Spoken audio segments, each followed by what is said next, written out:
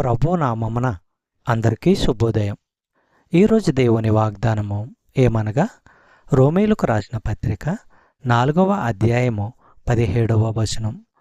తాను విశ్వసించిన దేవుని ఎదుట అనగా మృతులను సజీవులనుగా చేయువాడును, లేని వాటిని ఉన్నట్టుగానే పిలుచువాడునైన దేవుని ఎదుట అతడు మనకందరికీ తండ్రి అయ్యున్నాడు.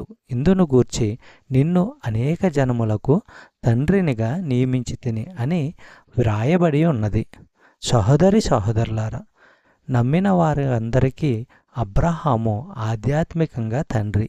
ఈ వచనము చివరి భాగంలో అబ్రహాము నమ్మకము ఎలాంటిదో చూపించడము ఆరంభిస్తున్నాడు పౌలు.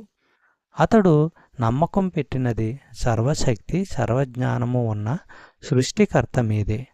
ఆ దేవుడు ఏదైనా చెయ్యగలడు, తానేమి చెయ్యబోతున్నాడో ముందుగా చెప్పగలడు. ఆదికాండము 17వ అధ్యాయము 4-5 వచనములు మనము పరిశీలించినట్లయితే, నీవు అనేక జనములకు తండ్రి వగుదువు, మరియు ఇక మీదట నీ పేరు అబ్రాము అనబడదు. నిన్ను అనేక జనములకు తండ్రినిగా నియమించితిని గనుక నీ పేరు అబ్రహాము అనబడును. చెప్పబడిన వాగ్దానము దేవుడు దీవించి ఆశీర్వదించును గాక.